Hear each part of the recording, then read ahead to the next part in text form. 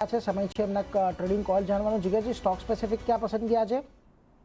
આજે total 2 stock ગમી રહ્યા છે. સૌથી પહેલા તો ફાર્મામાંથી ડોક્ટર રેડ્ડીની વાત કરીએ છીએ. ડોક્ટર રેડ્ડીમાં છેલ્લા 2-3 દિવસથી એક સારું મોમેન્ટમ ગેઇન થાય છે, બટ સારી વસ્તુ એ છે કે છેલ્લા અગર ઘણા ટાઈમથી જોઈએ તો કન્સોલિડેશન ચાલી રહ્યું હતું એક્ઝેક્ટલી 200 દિવસની સિમ્પલ મૂવિંગ એવરેજના ત્યાં, અને ઓવરઓલ આરએસઆઈ ને મેકડી પણ જોઈએ તો એક બ્રેકઆઉટ પછી એક સ્ટ્રેન્થ ગેઇન થતા જોવા મળી રહી છે. આની અંદર કરન્ટલી અત્યારના ડોક્ટર રેડ્ડી 1332 ચાલી રહ્યો છે, એટલે કરંટ ભાવેથી 1330 કે 1325 સુધી પણ મળે તો બાય કરવાની સલાહ રહેશે. અને ઓવરઓલ સ્ટોપ લોસ જે રહેશે એ 1285 ના નીચે રહેશે, અને જે ટાર્ગેટ મને એક્સપેક્ટેડ છે સૌથી પહેલા તો 1380 નો ટાર્ગેટ રહેશે, અને બીજો રહેશે 1400 સુધીના, એટલે 20 પોઈન્ટનો 1380 ને 1400 નો બે ટાર્ગેટ મને એક્સપેક્ટેડ છે ડોક્ટર રેડ્ડીમાં.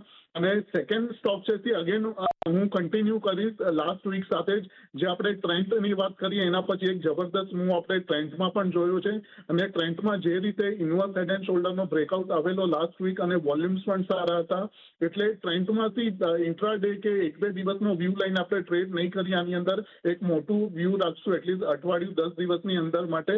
3200 રેટ ચાલે છે, 3200 થી 3100 સુધી પણ મળે તો બાય કરવાની સલાહ છે. ટ્રેન્ડને 2900 ના નીચે એક સ્ટોપ લોસ રહેશે ક્લોઝિંગ બેસિસ ઉપર, અને ઉપરમાં 3640 નો એક ટાર્ગેટ રહેશે.